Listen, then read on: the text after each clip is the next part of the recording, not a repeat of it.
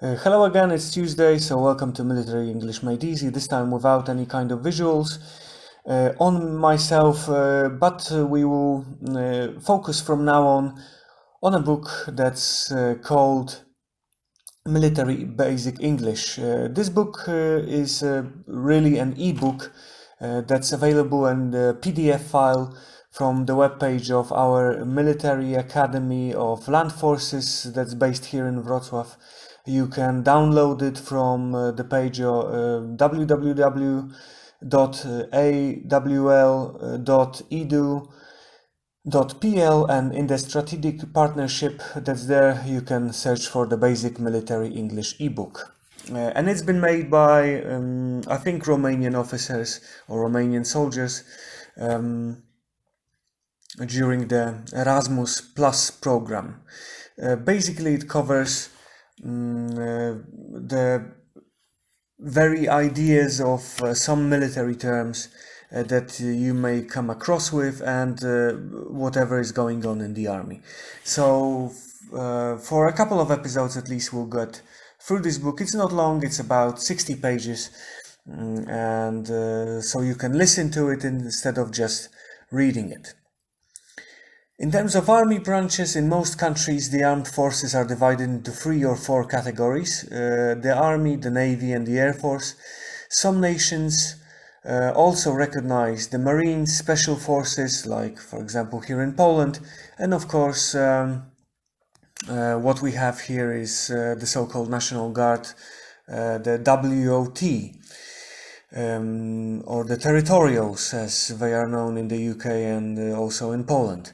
And apart from that, strategic missile forces as independent armed services. A number of countries have no navy, of course for geographical reason, and of course some of the countries may also be without air force. That's why we have the Baltic Air Policing operation that has been going on for a number of years now. The primary mission of the army is to fight and win wars by providing land dominance promptly and whenever necessary. It is the branch responsible for land-based military operations.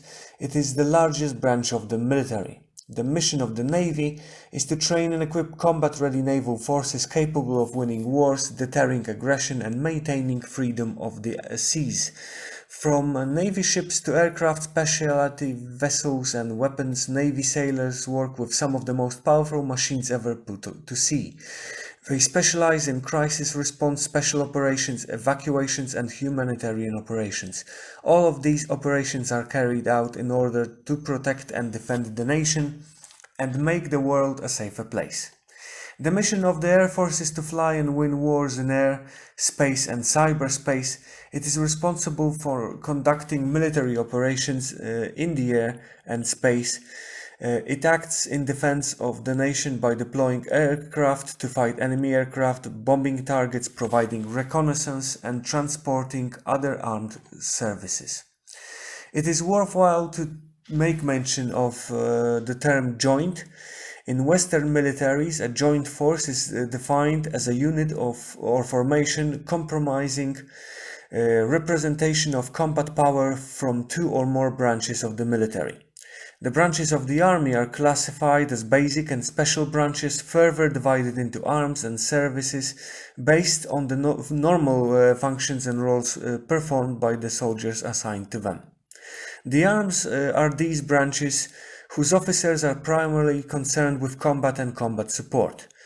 Combat arms include those branches directly involved in the actual conduct of fighting: infantry, armor, field artillery, air defense artillery, aviation, corps of engineers and special forces.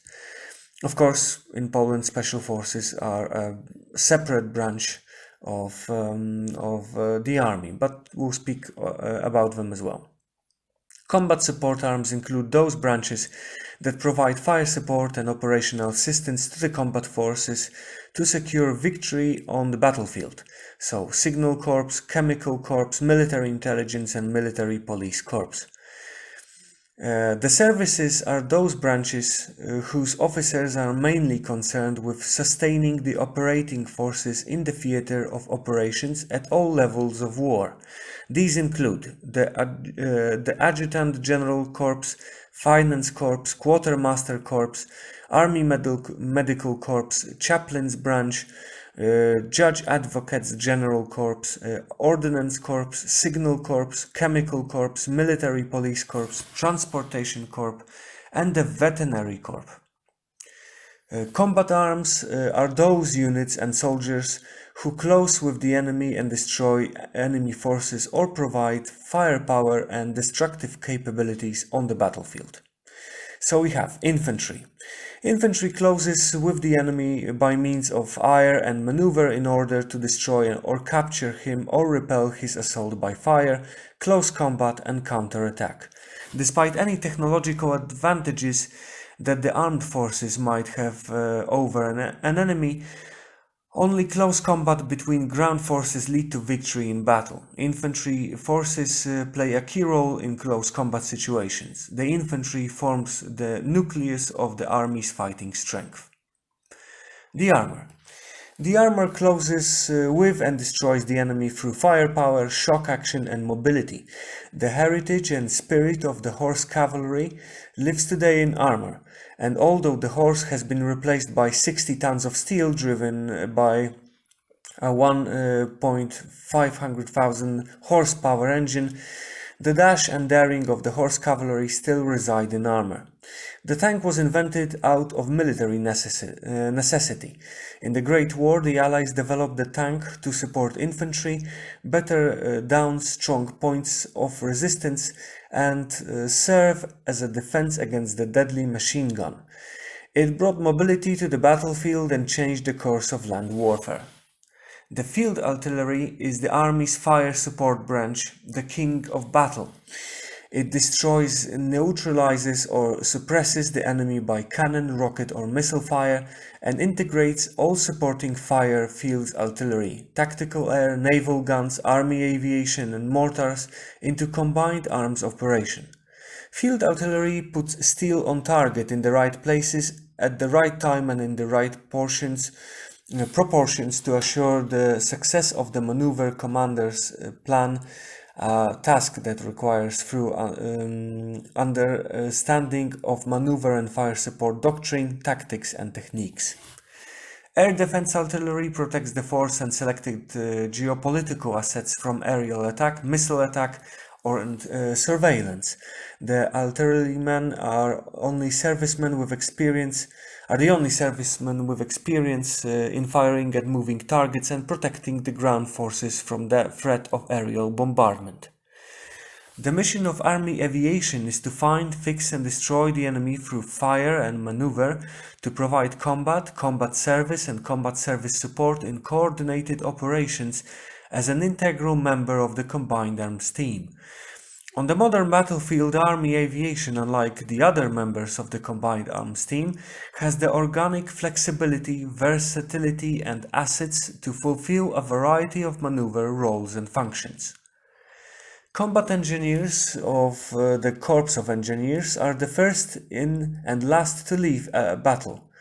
Combat missions of engineers include bridge building and destruction, minefield emplacement and reduction, as well as other tasks requiring specialized engineer skills and equipment. Construction engineers build and maintain roads, airfields, and facilities to support combat operations. Topographic engineers provide the terrain depiction, products, and analyses that give maneuver commanders an edge in battle. Due to their extensive training, Special Forces soldiers are unquestioned experts in unconventional warfare. They are generally the first on the ground or already at a crisis location as trouble emerges. They are culturally savvy and have as a cornerstone of their training foreign language skills that allow them to successfully operate in the areas of responsibility. In terms of combat support arms, Combat support arms provide fire support and operational assistance to combat elements, mentioned above, for example. These units and soldiers perform critical combat functions in conjunction with combat units and soldiers to secure victory. The Signal Corps operations range from tactical combat signal units to detachment command and signal units, which operate strategic fixed stations, telecommunication switching centers, satellite terminals, and radio relay stations. Other duties involve the research and development of new communications electronics equipment, missile guidance systems, laser and computer hardware. Signal officers advise commanders on the employment of cable, switching, radio and satellite communication systems, as well as command signal units at company, battalion and brigade levels. The job of military intelligence is to determine an enemy's plans, intentions and capabilities before they are set into motion, which is of critical value to military leaders. The army must be prepared to fight even if outnumbered and win in a highly intensity conflict, or to defeat the guerrilla insurgency in a low intensity situation. In any scenario, military intelligence is of paramount importance. Duties include all aspects of planning, organization, training and operations of tactical intelligence, counterintelligence, signal intelligence and electronic warfare, security, interrogation, aerial reconnaissance and surveillance. By collecting, analyzing and dismantling intelligence data, military intelligence is engaged in fighting the silent war at tactical, operational and strategic levels. Military Police Corps is trained to defeat and deter the enemy in the rear area, protecting command posts, communication centers and vital resources. Today's military police officer enjoys the distinction of a unique role in the army by having two diverse and challenging missions. First is the ever-present need to prepare for war by leading and training combat-ready military police forces that can conduct combat operations against enemy forces in the rear area and expedite battlefield movements of critical resources. Second is the peacetime garrison environment of law enforcement, criminal investigation, terrorism counteraction, physical security, corrections and crime prevention. The mission focuses on the human aspects of law enforcement and reflects the military police motto of the troops and for the troops. The Chemical Force or the Chemical Corps is responsible for battlefield, nuclear, biological, chemical, smoke and flame operations, including combat operations, logistics, training, intelligence, personnel management, research, development and analysis. The services. The services are those branches whose officers are primarily concerned with combat service support and/or administration of the army as a whole. They provide the essential capabilities, functions, activities and tasks necessary to sustain all elements of operating forces in the theater at all levels of war. But due to the fact that our episode is long enough for this week, we'll continue on the services during next week's Tuesday meeting. So from me, have a good long weekend ahead of you, stay safe and keep in touch with English. See ya!